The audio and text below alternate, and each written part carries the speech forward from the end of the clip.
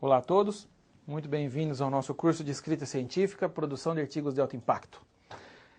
Essa é a nossa 8ª videoaula, né, nosso último módulo, e para quem está nos acompanhando, né, é bom relembrar que esse curso foi dividido em 8 módulos, ele é apresentado em 2 grandes partes, módulo 1 ao módulo 4, a parte de estrutura, cada uma das sessões de um artigo científico regular, e dos módulos 5 ao módulo 8, a parte de estilo e de linguagem de publicações científicas. Né?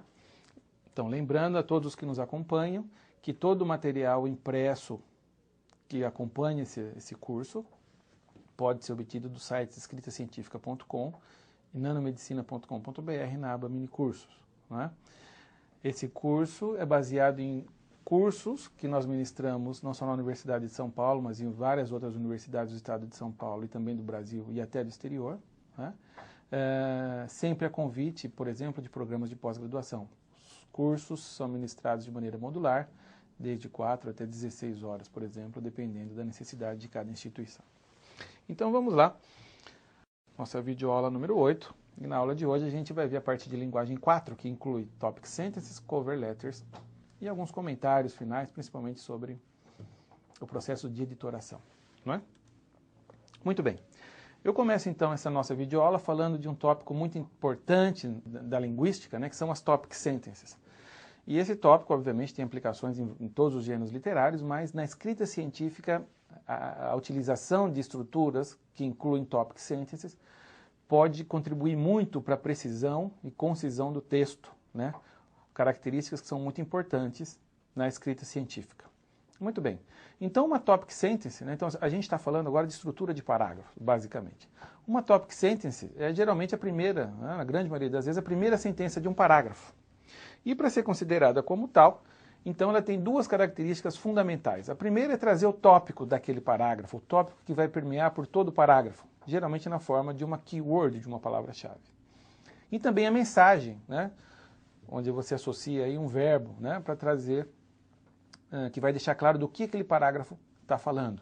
Então, uma topic sentence é geralmente a primeira sentença de um parágrafo, e ela traz o tópico na forma de uma palavra-chave e a mensagem. Esse tópico e essa mensagem vão permear por todo o parágrafo. Então, é uma estrutura muito interessante e que, bem aplicada, pode nos ajudar muito a escrever bons parágrafos, bem estruturados, principalmente nas sessões de resultados e discussão. Né? Inclusive pode nos ajudar a formatar tamanhos de parágrafos, né? Ajuda o autor a decidir o momento correto, muitas vezes a gente não tem essa percepção, né, de terminar um parágrafo e começar outro, baseado nessa estrutura de topic sentence. Então é um recurso muito útil que vale a pena a gente analisar com bastante calma. Então eu trago aqui 3 exemplos que são tirados desse livro, né, Essentials of Writing Biomedical Research Papers, que aparece aí como referência. E eu trago, então, 3 começos de parágrafos. Né? E isso que está em amarelo, em cada um desses exemplos, são as topic sentences desses parágrafos. Vamos analisar, então, uma delas. Né? A última, acho que é mais fácil de ser analisada, ser reconhecida como topic sentence. Então, eu gostaria que vocês me acompanhassem aí no slide. Pulmonary nerve endings were relatively insensitive to D-guanides, assim em Table 1. Aí o parágrafo continua. Of 25 pulmonary nerve endings tested, only 10 were stimulated e assim por diante. Muito bem. Será que essa primeira sentença em amarelo é uma topic sentence desse parágrafo? Vamos analisar. Para ser uma topic sentence, ela tem que trazer um tópico e a mensagem. Qual seria o tópico dessa sentença em amarelo? Qual a palavra-chave? Né? Então, uma análise nos mostra que o tópico seria terminações nervosas pulmonares. Esse é o tópico de qual vai falar o parágrafo todo. E qual que é a mensagem relacionada a esse tópico? Seria de que essas terminações nervosas pulmonares não são, né, sensíveis ou são insensíveis a esse fármaco ou a essa substância, né, de guanidas. Não é? Então esse é o tópico e essa é a mensagem. E o que vem agora? Então, uma vez estabelecida a topic sentence, é importante lembrar que todas as sentenças que vão seguir agora e compor o parágrafo até o final estão relacionadas ou com o tópico ou com a mensagem, né? Se chegou algum momento da discussão em que você tem que mudar o tópico ou a mensagem, então é o momento de terminar o parágrafo e começar um parágrafo novo, não é? Então essa estrutura de topic sentence é muito útil, mesmo que mesmo que intuitivamente o leitor, ao passar por um parágrafo estruturado como a topic sentence, ele lê a primeira sentença e automaticamente ele já sabe do que vai tratar aquele parágrafo, né? Essas informações, obviamente, né, o tópico e a mensagem vão vir detalhadas, trazendo as informações necessárias, mas o importante é que a topic sentence já dá uma ideia de como está estruturado aquele parágrafo e quais os tipos de informação que o leitor vai encontrar naquele parágrafo. Então é um recurso muito útil, principalmente, nós vamos ver um exemplo daqui a pouco, principalmente para nos ajudar no processo de escrita de resultados e discussão, para descrever resultados, gráficos, figuras e assim por diante. Muito bem, então vamos dar uma olhada aqui num exemplo. Então esse é um texto que eu trouxe da literatura, né, um texto da internet, cuja referência se encontra no slide, e é muito útil para mostrar essa estruturação com topic sentence. É um texto do qual está faltando a primeira sentença, e essa primeira sentença é justamente a topic sentence. Eu gostaria que vocês me acompanhassem, a gente vai dar uma olhadinha nesse texto, né?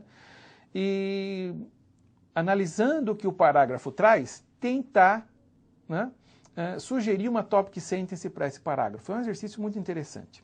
Então vamos dar uma olhada. A partir da segunda sentença, então, o autor coloca assim: Its use for healing purposes can be traced back as far as 1550 BC, when the documentations of its therapeutic use first appeared in Egypt.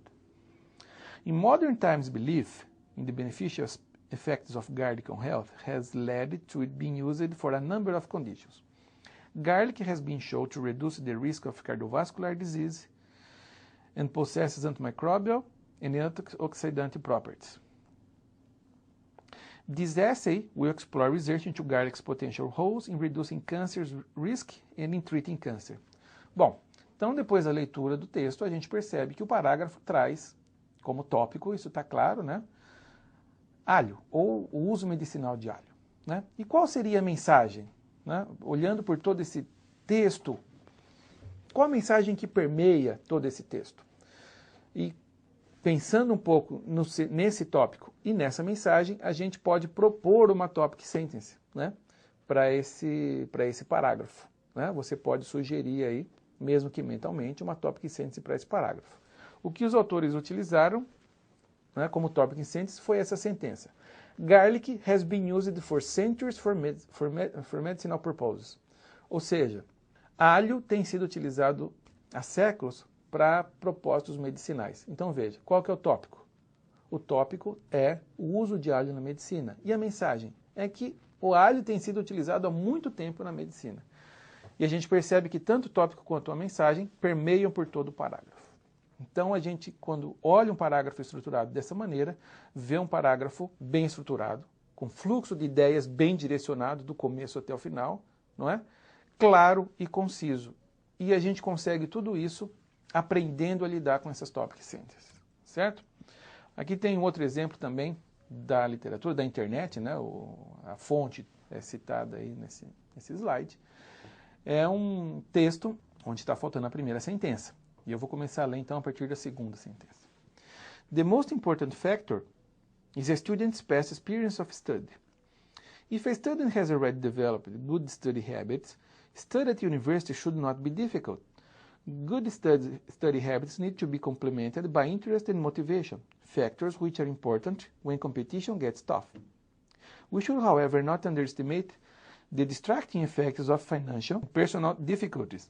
All students have to grapple with these at some stage of their university life. Beyond the personal factors, it has to be said that there is also a certain element of luck involved in success.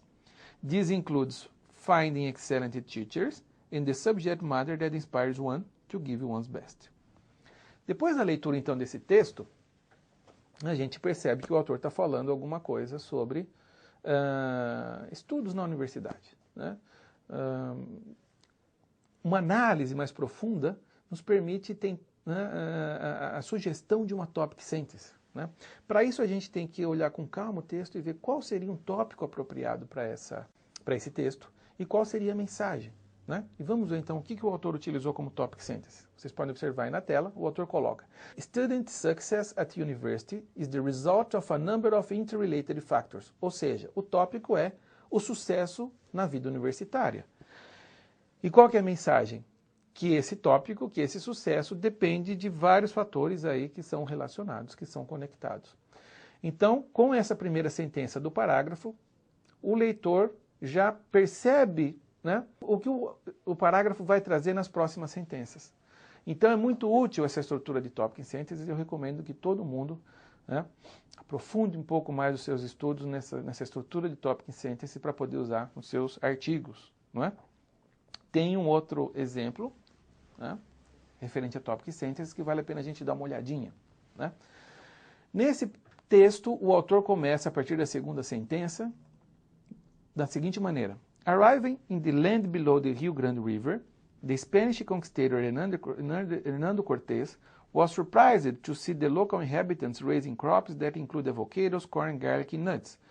Onions, tomatoes, chili peppers, and pumpkins were also grown in the rich soil. Irrigation systems were employed in some of the dry regions. The Aztec farmers also were skillful in creating terraced gardens to make the most of the rainfall and to minimize the soil erosion. Evidence shows that they employed crop rotation as well as natural fertilizers to enhance the production of their farm products. E aí, então, o texto, né, isso faz parte de um material da literatura, da internet, nos dá 3 opções para que a gente possa escolher qual seria a melhor topic sentence, né? E eu acho que a primeira é a mais apropriada, né? The Aztecs of Mexico were a nation of accomplished farmers. Se a gente analisar as outras alternativas, né, a gente percebe que realmente nessa primeira opção você tem um tópico muito bem definido, que é sobre os aztecas do México. E a mensagem, que os aztecas do México eram fazendeiros muito evoluídos, muito sofisticados, né? Então, com essa primeira sentença, o parágrafo fica muito bem estruturado, não é? Para finalizar essa parte de topic sentences, eu gostaria de trazer um exemplo agora da literatura científica. Esse é um texto retirado de uma parte, retirado de uma sessão de resultados de discussão. Está aí a referência, é um texto da Nature, um artigo da Nature Materials, né? Onde o autor lança a mão dessa estratégia de topic sentences, né? Então, se a gente analisar o texto, nós não vamos nos preocupar muito agora com a parte científica, mas a gente percebe que o autor começa esse parágrafo da seguinte maneira, né? When the materials from which the spheres were made charged at different rates, structures of different morphologies could form during the course of charging. Ou seja, só para situar vocês em relação à parte científica do texto, né? Depois, quem quiser um pouco mais detalhes, obviamente, pode ir atrás da referência e obter o artigo completo. Mas nesse texto, os autores, então, estão falando, nessa parte dos resultados de discussão, os autores estão mostrando que quando você carrega essas esferas, que são feitas de diferentes materiais, a taxas de carregamento, nesse caso elétrico, né, diferentes, essas esferas se organizam, né, em morfologias diferentes. Então, esse é o tópico, né? Esferas feitas com diferentes materiais. E a mensagem é de que, quando essas esferas são carregadas com taxas diferentes, né, carregadas eletricamente a diferentes taxas de carregamento, diferentes morfologias são formadas por essas esferas. Então, a partir da segunda sentença, o autor começa a explicar, descrever o resultado, né, que ilustra essa topic sentence. Então, a figura 3 ilustra a organização, a montagem de 40 esferas de teflon e de 80 esferas de polipropileno e assim por diante. E ele vai descrevendo, então, todos os seus resultados que estão apresentados na figura 3, não é? Desse artigo científico. Então, é uma ótima estratégia para você introduzir, descrever uma figura, um resultado, um gráfico, né? Usando essa estrutura de topic sentence. Na primeira sentença, você já deixa claro do que aquele parágrafo vai falar, qual é o tópico e qual a mensagem. E e depois você vai recheando, detalhando essas informações ao longo do parágrafo. Vai chegar um momento que o autor agora vai mudar esse fluxo de ideias, vai falar de outra característica, outro resultado, outra figura e assim por diante. É o momento, então, de trocar de parágrafo. Então, é uma estrutura muito importante e eu recomendo, né, bastante que vocês analisem um pouco mais essa estrutura de sentenças tópico ou topic sentence e usem em escrita científica. Ok? Vamos agora caminhar para uma parte que a gente está chamando de Final Remarks, né, uma parte agora desse nosso curso, onde eu gostaria de fazer alguns comentários, algumas colocações sobre o processo editorial. O processo de submissão e também o processo editorial, né? Então, como editor de revistas científicas, eu tenho notado que é sempre bom, principalmente para quem está começando, entender um pouco mais o lado do editor, né?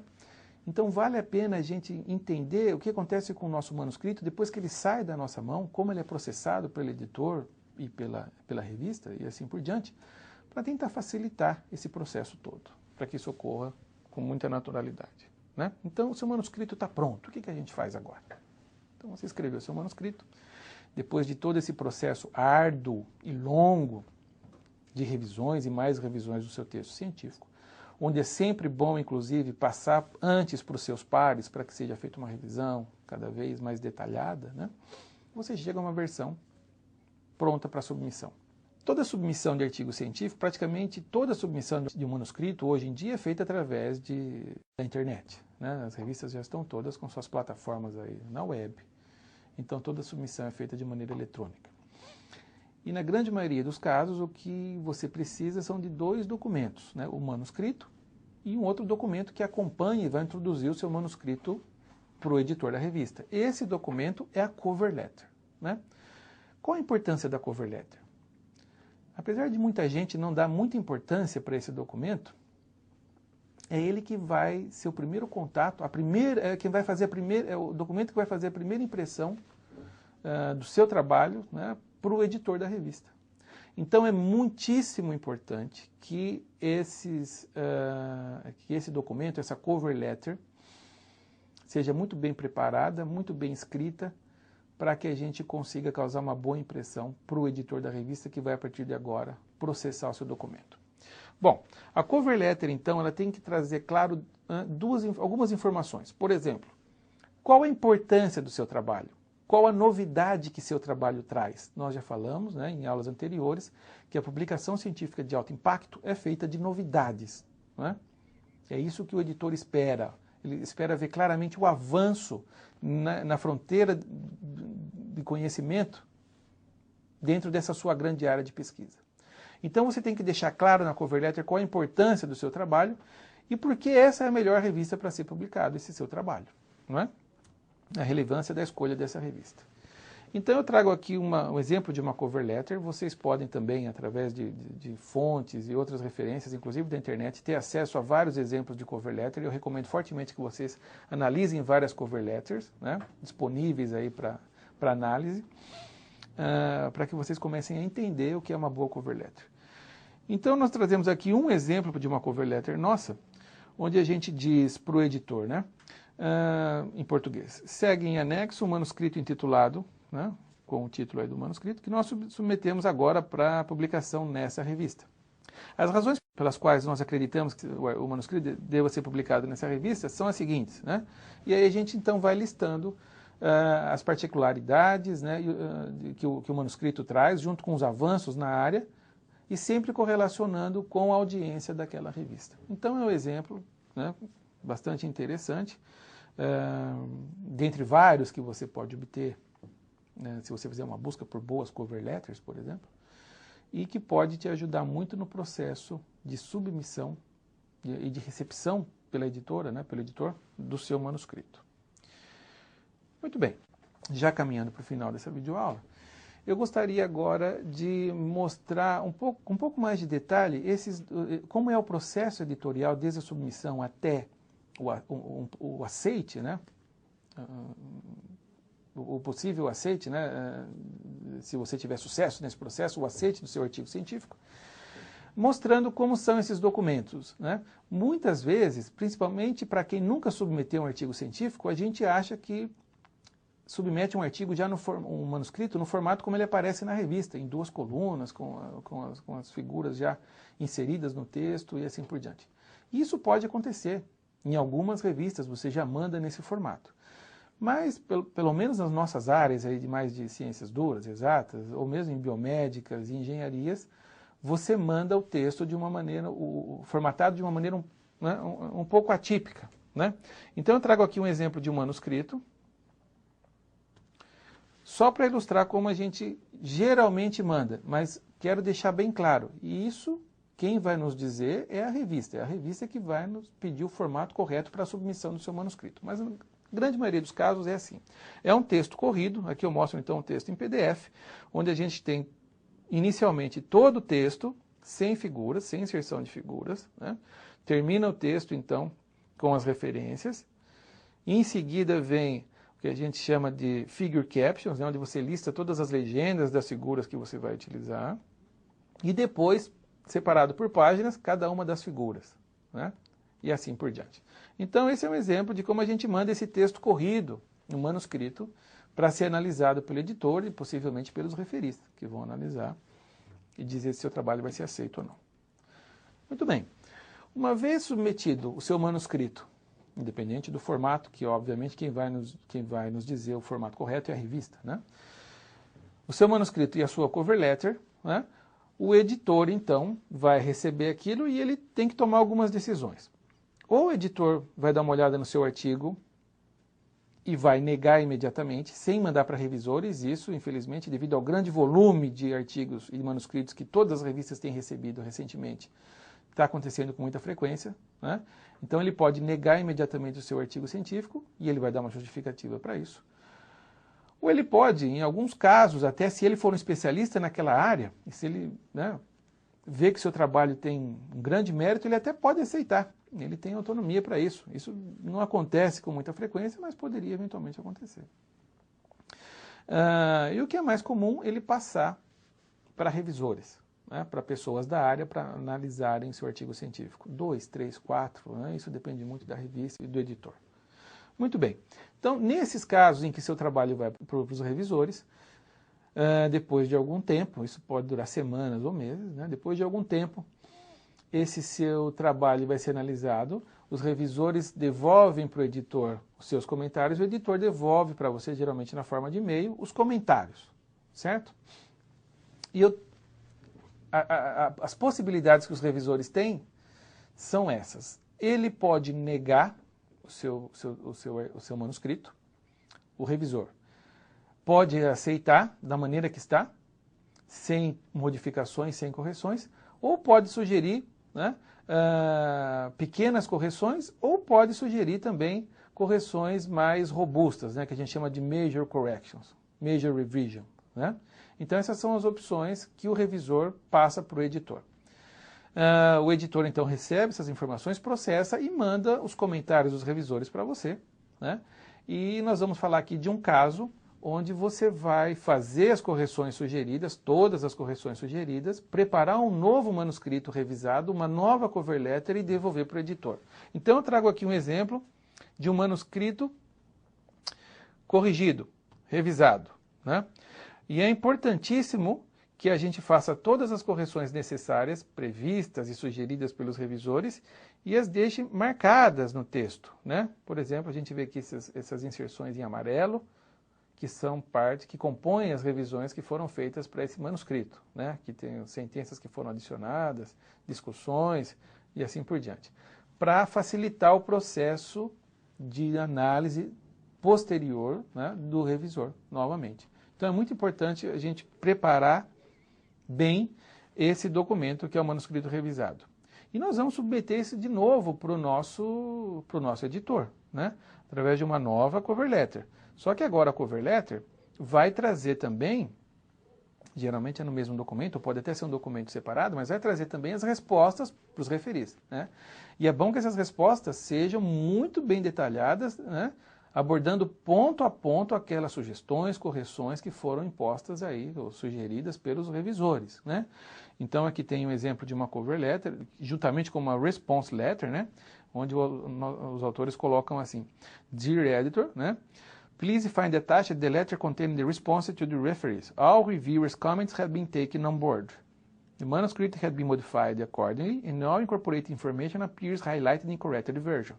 Certo? Então, isso é uma forma também muito importante da gente dizer, deixar claro para o editor que nós fizemos todas as correções, as respostas vão ser colocadas nesse documento que ele está lendo, nessa carta ao editor, e quando for o caso, né, quando for pertinente, né, essas sugestões, esses comentários, geraram também modificações no manuscrito que estão marcadas em amarelo. Né? Então, aqui são exemplos, olha, o que está em negrito aqui, que aparece no slide de vocês, são as dúvidas e os comentários dos editores, e o que aparece logo abaixo são as respostas, né, nossas, né, dos autores, argumentando com os revisores. Então, todo esse material volta para a mão do editor, e aí, novamente, o editor pode analisar tudo isso com calma, pode negar o seu trabalho nesse estágio, pode aceitar como está, se ele conhece a área, conhece o trabalho e analisar suas respostas, ele pode aceitar sem necessidade de passar de novo para os revisores, ou ele pode passar para os revisores. Né? E os revisores vão ter um prazo de novo para ver se todas as suas questões, isso é o que acontece com maior frequência, todas as questões que eles levantaram foram abordadas, se o manuscrito agora realmente traz esses comentários, essas correções, né? Ou seja, se o manuscrito melhorou, né? Principalmente se os seus comentários foram analisados, né? Incorporados ou não no texto e assim por diante. Então, cabe aos revisores novamente analisarem e darem sua resposta para o editor. Isso pode acontecer mais de uma vez. Né? Esse processo de revisão com base nos comentários e questões dos revisores pode acontecer mais de uma vez, pode acontecer 2 ou 3 vezes. Né? Isso não é tão incomum. Muito bem. O mais importante, como um próximo passo, seria, então, supondo que você teve sucesso e seu artigo foi aceito. Então, depois de algum tempo, o editor da revista vai descrever e vai dizer, olha, como os revisores analisaram, então, o seu texto e nós consideramos que seu artigo, então, o seu manuscrito vai ser aceito para a nossa revista. Né? O que já é um motivo de grande comemoração, obviamente, e você agora não tem mais nada a fazer por enquanto. Depois de algum tempo, então, o artigo agora, o manuscrito ou o artigo é encaminhado para a parte, digamos, editorial da revista, né? Para os escritórios editoriais. O texto, então, vai ser processado e vai ser montado agora mais ou menos no formato de como seria publicado na revista. Né? Mas antes da publicação, vem para você o que a gente chama de uma galley proof, né? Uma prova. E é muito importante a análise extremamente cuidadosa dessas galley proofs. Então, o que eu recomendo fortemente é, assim que você recebe as galley proofs, né, do sistema editorial, a primeira coisa a fazer, sem dúvida alguma, é imprimir, né, para que a análise seja extremamente cuidadosa. Né? Então, aqui já tem um exemplo, eu trago um exemplo de uma galley proof nossa. Né? O texto, então, já vem mais ou menos formatado em 2 colunas, com as figuras inseridas e assim por diante. E todas as linhas são numeradas. Né? Se você reparar aí nas laterais do documento, todas as linhas são numeradas. Isso é para facilitar o processo de revisão. Então, cabe a todos os autores agora imprimirem e analisarem com muita calma para encontrar possíveis erros, até de ortografia, que possam ter surgido desse processo de editoração. Né? E é importantíssimo que essa correção nos seus nomes, instituições e também ao longo de todo o texto seja muito bem feita, porque uma vez que você devolve esse documento, essa galley proof para a revista, para o editor, você não tem mais acesso a correções posteriores. Então, claro que pode ter o caso em que você analisa com muita calma, não tem nenhuma correção a fazer, você avisa o editor, ou se você encontrar pequenas correções, ou grandes, né, ou várias correções, você também comunica todas essas correções para o editor. Mas é importante que seja feita com muita calma esse processo, porque depois que isso volta para o escritório da revista, para para a editora, praticamente não há mais oportunidade para você fazer alguma outra correção. Então é importantíssimo uma análise muito cuidadosa das Galley Proofs, não é? Com isso, então, finalizamos o processo de publicação ou de submissão, né, e o processo de editoração de um artigo científico. Há várias revistas que fazem uma correção muito detalhada do texto depois que o seu artigo é aceito. E muitas vezes, principalmente na parte da língua, né? Lógico que eles não vão mais mexer na parte científica, mas eles fazem uma correção muito detalhada do texto, né? Em algumas dessas revistas deixam disponível para o autor essas correções. Então é sempre útil, eu sempre recomendo que quando isso for possível, quando esse acesso é permitido, né, você então obtenha essas revisões editoriais, porque ajuda muito nesse processo de escrita científica entender qual tipo de correção a revista fez, né? Então aqui eu trago um exemplo de um artigo que já havia sido aceito, né? E tudo isso que está marcado aqui foram correções que a revista fez no texto antes da publicação.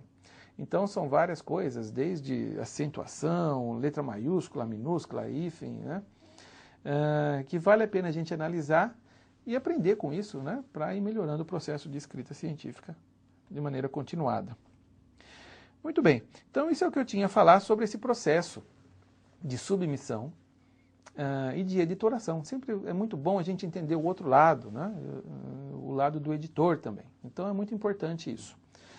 E para finalizar, né, como nosso último assignment, aí, a nossa última tarefa, eu deixo aqui então nesse slide, então vocês podem ter acesso a isso, um texto. Na verdade, isso é um abstract.